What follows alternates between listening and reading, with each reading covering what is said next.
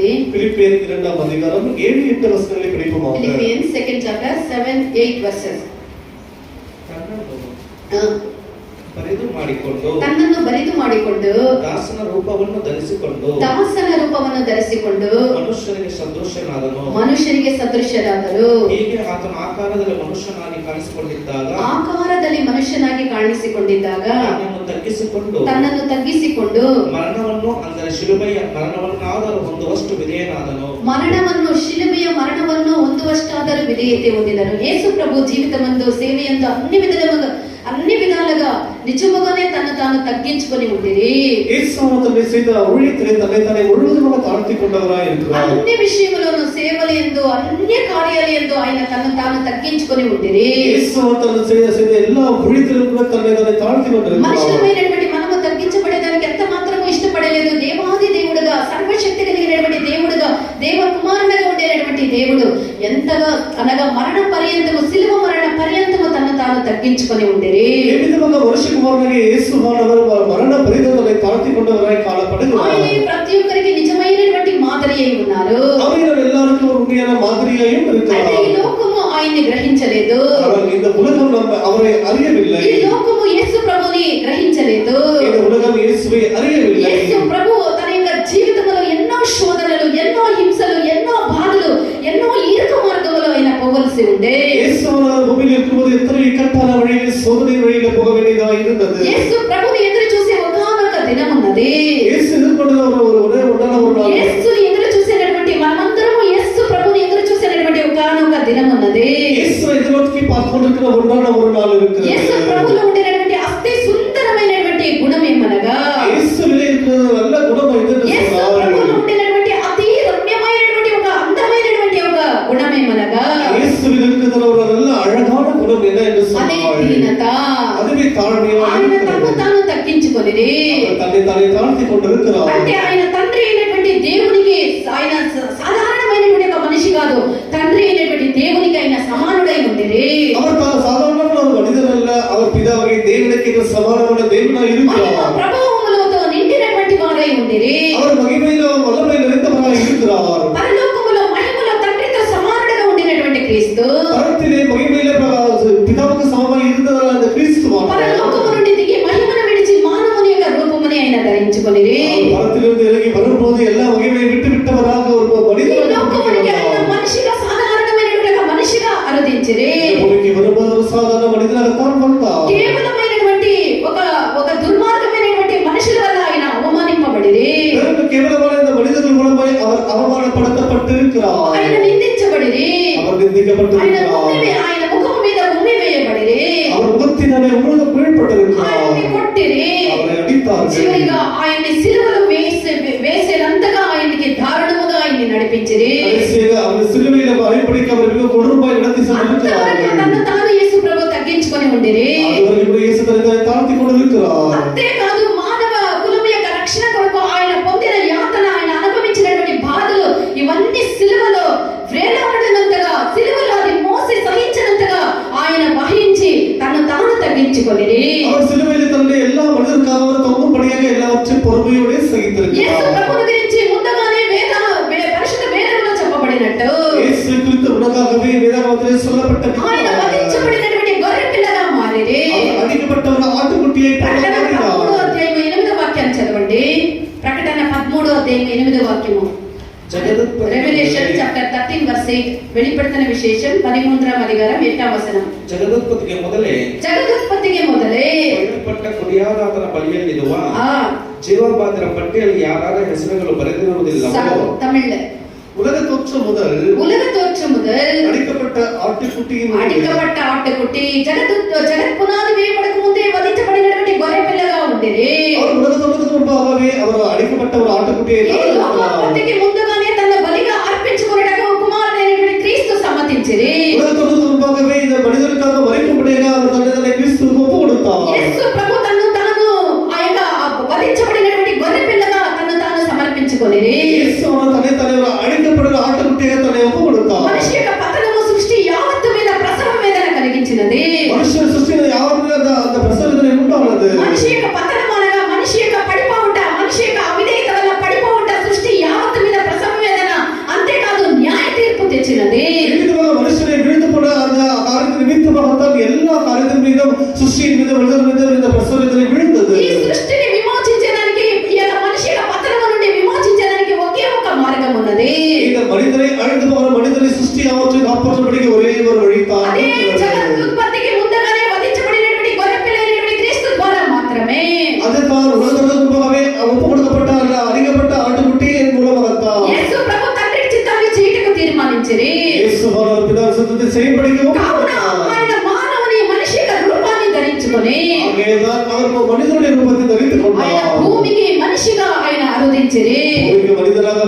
హెబ్రీయులు 10వ అధ్యాయం 7వ వాక్యాన్ని చదవండి. எபிரேயர் 10ஆம் அதிகாரம் 7ஆம் வசனம் படிப்போமாக.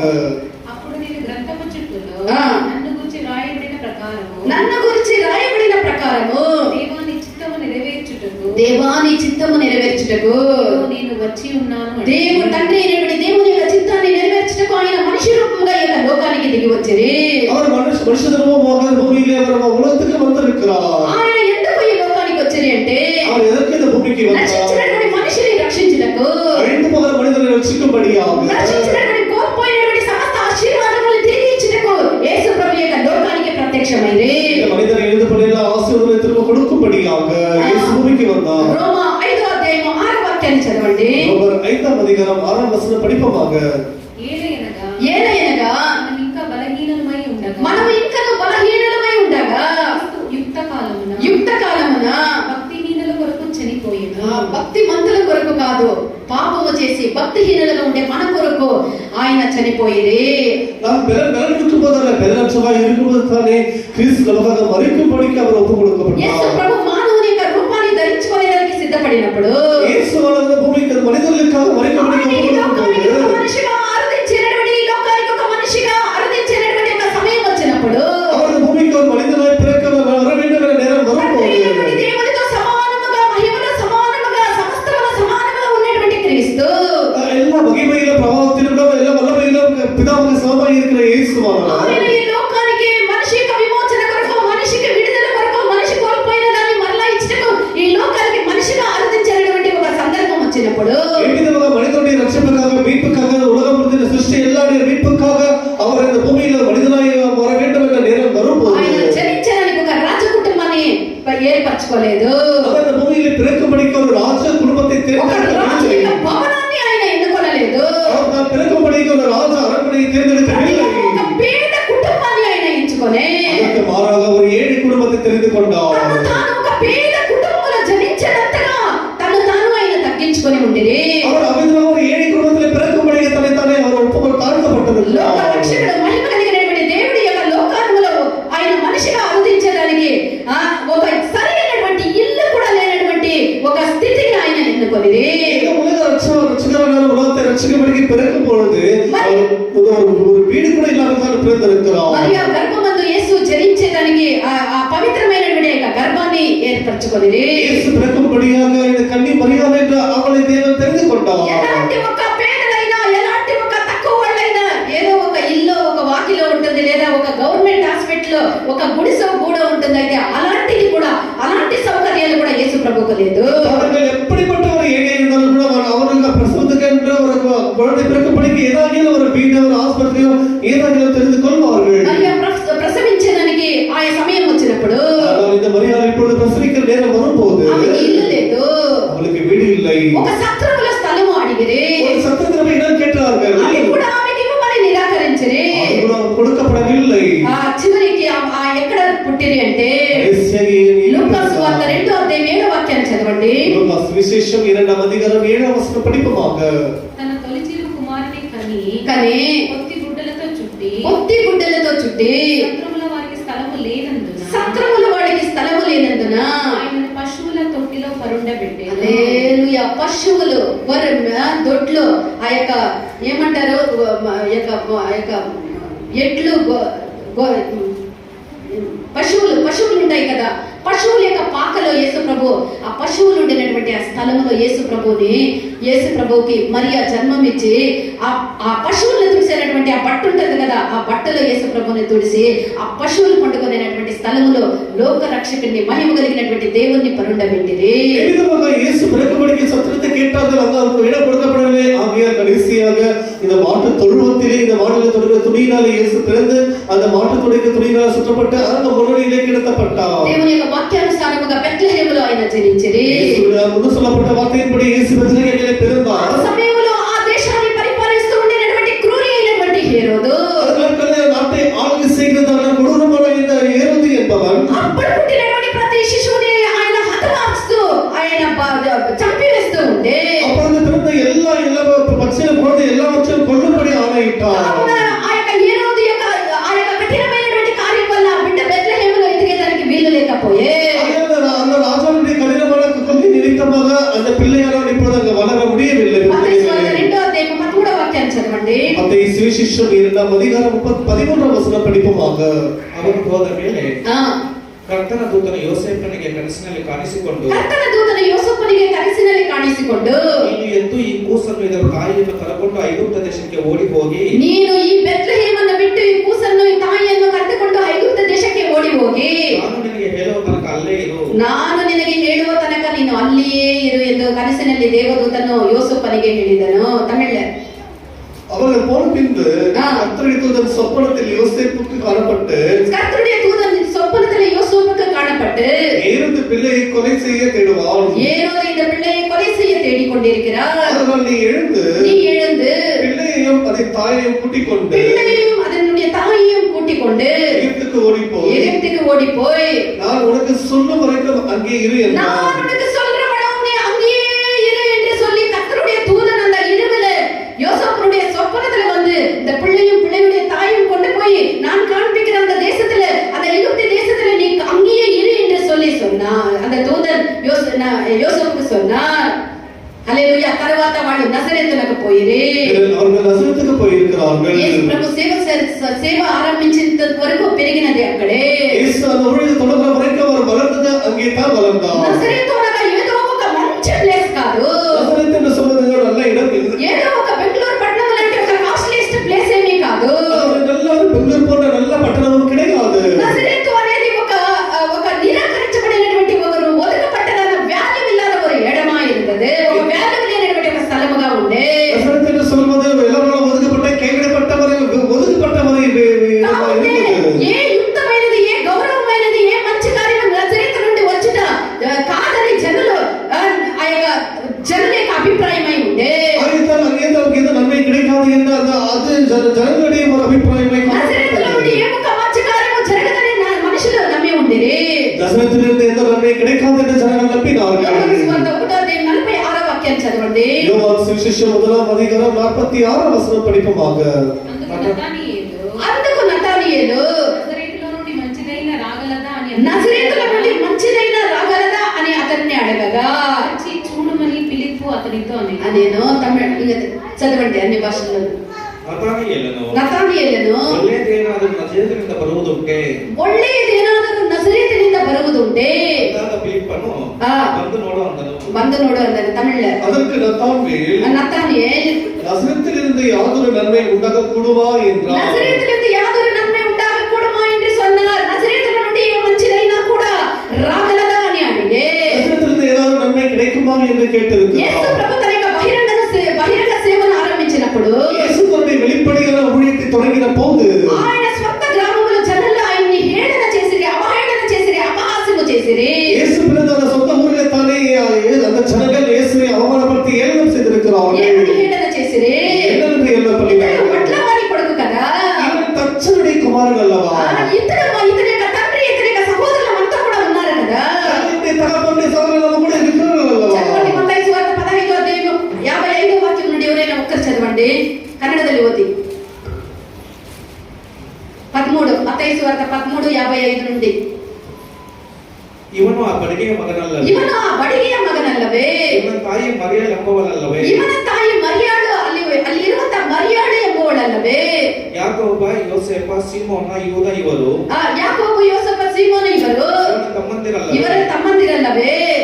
ಇವನ ತಂಗಿಯರೆಲ್ಲರೂ ನಮ್ಮಲ್ಲಿ ಇದ್ದಾರಲ್ಲವೇ? ಇವರ ತಂಗಿಯರು ಕೂಡ ನಮ್ಮಲ್ಲಿ ಇದ್ದಾರಲ್ಲವೇ? ಹಾಗಾದರೆ ಇವೆಲ್ಲ ಇವನಿಗೆ ಎಲ್ಲಿಂದ ಬಂದಿದ್ದಾವೆ ಎಂದು ಮಾತಾಡಿಕೊಂಡು ಆ ವಿಷಯವಾಗಿ ఇతడు బట్టలు మాని కొడుకు కదా, ఇతని యొక్క తల్లి మరియా, ఇతని యొక్క తండ్రి యోసేపు, ఇతని యొక్క అన్న తమ్ముళ్ళు, అక్క చెల్లెలు అందరూ ఉన్నారు కదా, ఇంత జ్ఞానం ఇతనికి ఎక్కడి నుండి వచ్చినది అని యేసు ప్రభువుని చూసి అవహేళన, అపహాసము చేసిరి. ஐயோ, இவர் தச்சனுடைய குமாரன் அல்லவா? இவருடைய தகப்பன் யோசேப்பு, தாய் மரியாளுடைய சகோதரர்கள் நம்மோடு இருக்கிறல்லவா? இவனுக்கு மட்டும் இந்த நிலம் எங்கிருந்து வந்தது என்று యేసు ప్రభు ఆయన సేవను ఆరంభించినప్పుడు ஊழியத்தை தொடங்கின போது ఆయన సంచారము చేస్తూ அவர் அங்கே சுற்றித்திருந்து ఆయన సువార్తను ప్రకటించుచు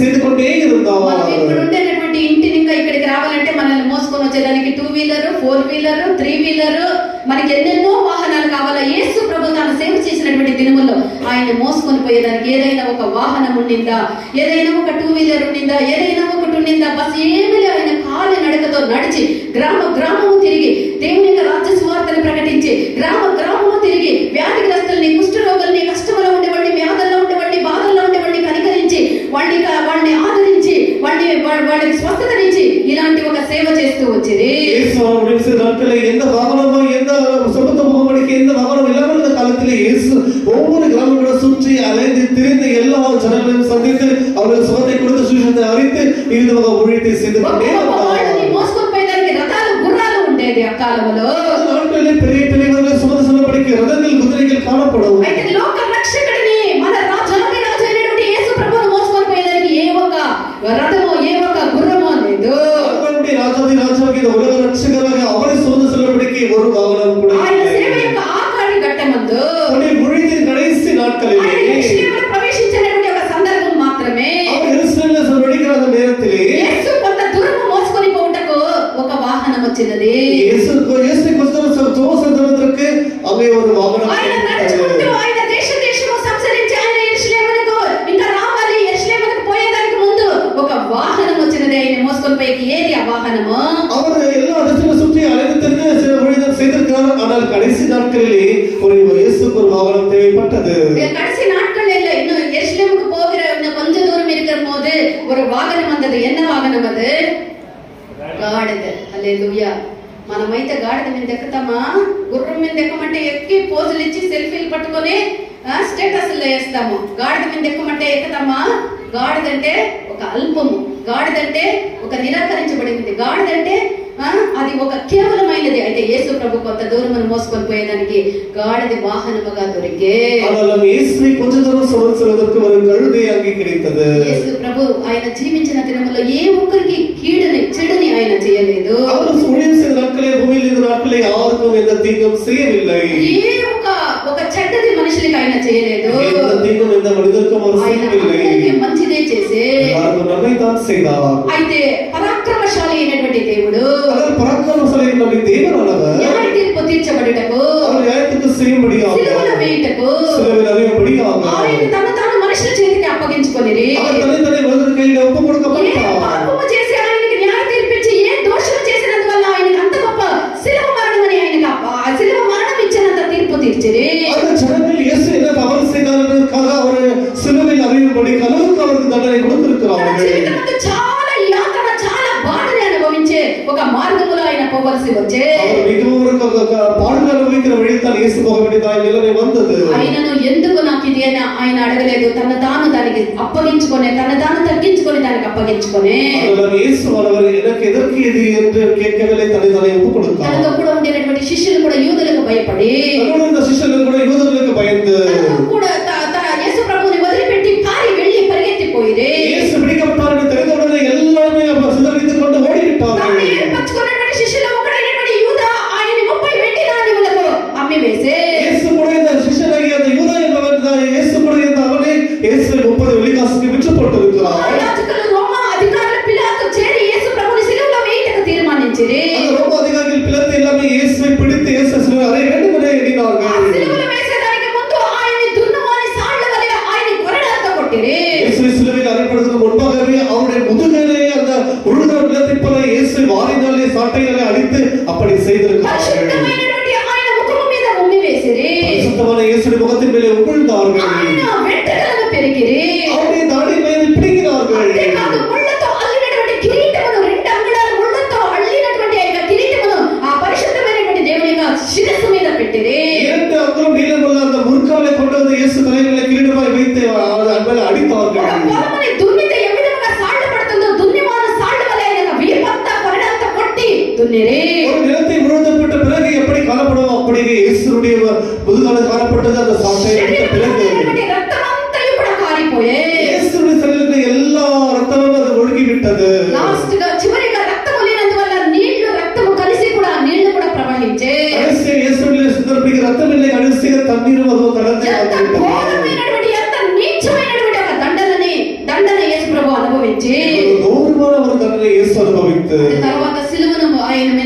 చూడండి. பெரிய பாரமான சிலுவை மரத்தை இயேசு மீது வைத்தார்கள். దొంగల మధ్య ఒక దొంగగా ఆయన నుంచి ఇద్దరు దొంగల మధ్య సిలువలో యేసు ప్రభుని వేసిరి. திருடர்கள் மத்தியில் இயேசு திருடனாகத்தான் அவர்களை வைத்தார்கள். ఇద్దరు దొంగల మధ్య ఆయన ఒక దొంగల మధ్య ఆయన వేలాడే. எத்தனையோ அடிகள் மத்தியிலும் இயேசுவோட திருடனாகத்தான் இப்போது தொங்கிக் ఈ கொண்டிருக்கிறார். సందర్భమందు కూడా ఆయన దైవ నీతిని పాలించిరి. அந்த நேரத்தில் கூட இயேசு தன்னுடைய தேவனுடைய நீதியை தான் తన கடைபிடித்தார். తాను తగ్గించుకొనిరి. அவர் தன்னை தாழ்த்திக் లూకా கொண்டார். సువార్త 23వ అధ్యాయం 33 34 వాక్యాలు చదవండి. லூக்கா சுவிசேஷம் 23ஆம் அதிகாரம் 33 34 வசனங்களை படிப்போமாக. ಅವರು ಕಪಾಲವೆಂಬ ಸ್ಥಳಕ್ಕೆ ಬಂದಾಗ ಕಪಾಲವೆಂಬ ಸ್ಥಳಕ್ಕೆ ಬಂದಾಗ ಅಲ್ಲಿ ಆತನನ್ನು ಆ ದುಷ್ಕರ್ಮಿಗಳನ್ನು ಶಿಲುಬೆಗೆ ಹಾಕಿದರು. ಶಿಲುಬೆಗೆ ಹಾಕಿದರು. ಒಬ್ಬನನ್ನು ಆತನ ಬಲಗಡೆಯಲ್ಲಿ ಒಬ್ಬನನ್ನು ಆತನ ಬಲಗಡೆಯಲ್ಲಿ ಒಬ್ಬನನ್ನು ಆತನ ಎಡಗಡೆಯಲ್ಲಿ ಹಾಕಿದರು. ಒಬ್ಬನನ್ನು ಆತನ ಎಡಗಡೆಯಲ್ಲಿ ಹಾಕಿದರು. ಆಗ ಯೇಸು ತಂದೆಯೇ ಅವರಿಗೆ ಕ್ಷಮಿಸು, ತಂದೆಯೇ ಇವರಿಗೆ ಕ್ಷಮಿಸು, ತಾವು ಏನು ಮಾಡುತ್ತೇವೆಂಬುದನ್ನು ಅರಿಯರು ಅಂದನು. ತಾವು ಏನು ಮಾಡುತ್ತಾ ಇದ್ದಾರೆ ಎಂದು ಅರಿಯರು ಎಂದನು. మనం చెప్పగలమా?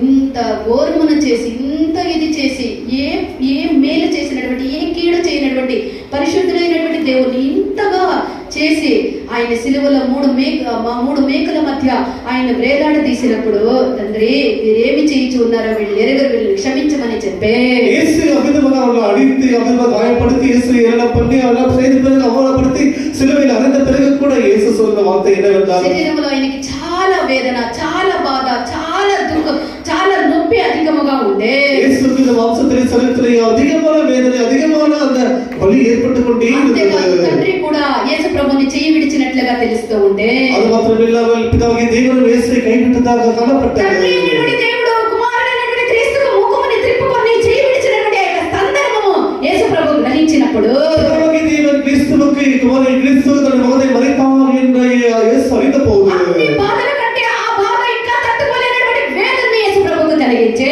எல்லா கஷ்டங்களையும் பார்க்கலாம் இயேசு கருத்தால் அதிகமான ஒரு பாரத்தை అప్పుడు యేసు ஏற்படுத்தினார். ప్రభు ఏమంటూ ఉన్నారు? அப்பொழுது இயேசு என்ன சொன்னார்? మత్తయి సువార్త 27వ అధ్యాయం 46వ వాక్యాన్ని చదవండి. மத்தேயு சுவிசேஷம் 27ஆம் அதிகாரம் 46ஆம் வசனம் படியுங்கள். ఇంచుమించు 3 గంటలప్పుడు ఇంచుమించు 3 గంటలప్పుడు యేసు ఏలీ ఏలీ లమా సబక్తానా అని బిగ్గరగా కేక వేసి ఏలి ఏలి లమా సబక్తని అని బిగ్గరగా కేక వేసెను. నా దేవా నా దేవా నా దేవా నా దేవా నన్ను ఎందుకు చెయ్యి విడిచితివని అర్థం. నా దేవా నా దేవా ఎందుకు నన్ను చెయ్యి విడిచితివని అర్థము. తమిళ్ చదవండి. ಸುಮಾರು 3 ಗಂಟೆಗೆ ಯೇಸು యేసు ಏಲಿ ಏಲಿ ಲಮಾ ಸಬಕ್ತಾನಿ ఏలి ఏలి లమా సబక్తని ಅಂದರೆ ಅಂದರೆ ನನ್ನ ದೇವರೇ ನನ್ನ ದೇವರೇ ನನ್ನ ದೇವರೇ ನನ್ನ ದೇವರೇ ಯಾಕೆ ನನ್ನನ್ನು ಕೈ ಬಿಟ್ಟಿದ್ದೀ? ಯಾಕೆ ನನ್ನನ್ನು ಕೈ ಬಿಟ್ಟಿದ್ದಿ? அல்லேலூயா. தமிழ்ல 9ஆம் மணி நேரத்தில் இயேசு యేసు ஏலி ஏலி லாமா சபக்தானி ఏలి ఏలి లమా సబక్తని என்று மிகுந்த சத்தமிட்டு கூப்பிட்டார். మిగుంద సత్తమిట్టు కూపిట్టార్. அதற்கு ஆ. என் தேவனே என் தேவனே என் தேவனே என் தேவனே ஏன் என்னை கைவிட்டீர் என்று அர்த்தமா? ఏన్ என்னை కై విట్టీర్ ఎంటారు. ఏలి ఏలి లామా సబక్తని అని బిగ్గరగా 3 గంటల సేపులో ఆయన ఆ యొక్క బిగ్గరగా కేక వేసే இயேசு அந்த 9ஆம் மணி நேரத்தில் ஏலி ஏலி லாமா சபக்தானி என்று அமிதமான சத்தமாய் கூப்பிட்டார். సహింప శక్యము కానంత బాధ. அவர்கள் சகிக்க முடியாத அளவுக்கு கஷ்டம். ఆ యేసు ప్రభు బిగ్గరగా ఆ యొక్క కేక వేసే இயேசு இந்த சத்தமாய் அது నా கூப்பிட்டார். దేవా ఎందుకు నన్ను చెయ్యి విడిచితివి? என் தேவனே என்னை கைவிட்டீர். ఆయన యొక్క ప్రాణమును సిలువలో విడిచే அப்படி சொல்லி தன்னுடைய உயிரை அவர் சிலுவையில் ఎలాంటి ఒక விட்டார். దుర్మార్గానికి కూడా ఎలా మంచి గౌరవములతో ఒక భూస్థాపన జరుగుతుంది. எப்படிப்பட்ட துர்மார்கனுக்கு கூட ஒரு சாதாரண மனிதனுக்கு கூட ஒரு நல்ல கௌரவமான ஒரு அடக்கலம் మన நடைபெறும். యొక్క లోక రక్షకుడైనటువంటి మన యొక్క దేవునికి భూస్థాపన కూడా జరగలేదు. ஆனால் ரட்சகனுடைய இயேசுவுக்கு ஒரு நல்ல அடைக்கலம் கூட செய்யப்படவில்லை. శిష్యులు కూడా ఉండే శిష్యులు యూదులకు భయపడి పారిపోయేది. இந்த சிஷ்யர்கள் யூதருக்கு பயந்து ஓடி போனார்கள். అధికారులు ఆయన దేహాన్ని పాతి పెట్టేదానికి ఆసక్తి వహించలేదు. ஆகையால் அவர்கள் அந்த இயேசு அடக்கப்படபடிக்கு யாரும் முயற்சி செய்யவில்லை. ఆయన రహస్య శిష్యులుగా ఉన్నటువంటి కొంతమంది அவருக்கு ரகசிய சிஷ்யரை இந்த சில பேர் అన్నదయ్య యోసేపు నికోదేము అనేటువంటి ఆయన యొక్క రహస్య శిష్యులుగా ఉండినటువంటి వాళ్ళు యేసు ప్రభు దేహాన్ని తీసుకొని పోయి ஆதரவை போன்ற சில ரகசிய சிஷ்யர்கள் மாத்திரமே இயேசுடைய சடலத்தை எடுத்துக்கொண்டு போய் ఇదివరకు ఏ మనిషిని పెట్టనటువంటి ఒక క్రొత్త సమాధిలో యేసుని పెట్టి அதுவரைக்கும் யாரும் வைக்கப்படாத ஒரு புதிய கனவிலே இயேசு வைத்தார்கள். జగద్నాథి నుండి శిలువ మరణం వరకు యేసు ప్రభు తన జీవితము తన సేవ యొక్క ప్రతి ఒక్క ఘట్టమందు నిజముగా ఆయన ఎంతగా తగ్గించుకొనిరంటే చెప్పశక్యము కానంతగా తను తాను తగ్గించుకొని ఉండేది. முதற்கொண்டு சிலுவை மரண பரியந்தம் இயேசு தன்னை தானே தாழ்த்தி இருக்கிறார். ఎంతగా తగ్గించుకుంటాడు. ఫిలిప్పీలు 2:7-8 వాక్యాలు చదవండి. அவர் எவ்வளவு தன்னை தாழ்த்தினார் என்பதை குறித்து பிலிப்பியர் 2:7-8 வசனங்களை படிப்போமாக. ದೇವರಿಗೆ ಸಮಾನನಾಗಿರುವುದಕ್ಕೆ ಅಮೂಲ್ಯ ಪದವಿಯನ್ನು ಬಿಡಲನ್ನು ನಿರ್ಧರಿಸದೆ ಎಣಿಸದೆ ತನ್ನನ್ನು ಬರಿದು ಮಾಡಿಕೊಂಡು ದಾಸನ ರೂಪವನ್ನು ಧರಿಸಿಕೊಂಡು ಮನುಷ್ಯರಿಗೆ ಸದೃಶನಾದರು. ಹೀಗೆ ಆತನು ಆಕಾರದಲ್ಲಿ ಮನುಷ್ಯನಾಗಿ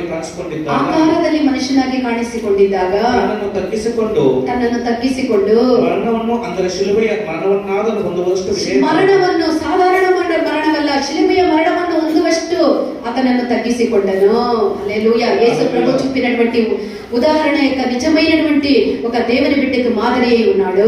ఉమ్మేగా சொல்லப்போனால் இயேசு உண்மையான தேவனுடைய பிள்ளைக்கு அவர் மாதிரியாய் காணப்படுகிறார். ఈ లోకము ఆయన గ్రహించలేదు, உலகம் அவரை உணரவில்லை. అయితే మనకు ఆయన తెలుసు.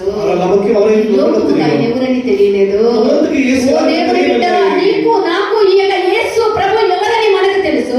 ప్రియమైన దేవుని పిల్లలు ఉలగం ఎరిగిన యేసు யாரని మన కొరకు ఎన్ని కష్టాలు ఎన్ని శ్రమలు మనకు విమోచన అనుగ్రహించిన ఆయన ఎంత బాధపడి ఎంత తను తాను తగ్గించుకొని దేవుని యొక్క మహిమలో తండ్రితో సమానుడై ఉన్నటువంటి క్రీస్తు నీచమైనటువంటి ద్రోహమైనటువంటి మన కొరకు ఎంతగా ఆయన తగ్గి వచ్చిననేది మనకు తెలుసు.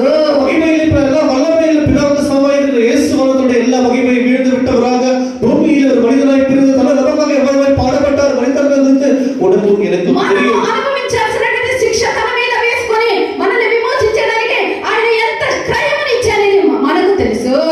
நம்முடைய பட்சமாய் மரித்து நாம் செலுத்தக்கூடிய சரைத்தை நம்முடைய பட்சமாய் செலுத்துவது குறித்து நமக்கு தெரியும். ఈ యొక్క అరణ్యమందు ఏదో ఒక వనాంతరத்தில் మన యొక్క పరుగును జయకరముగా ముగించుటకు ఒకే ఒక మార్గము ఉన్నది.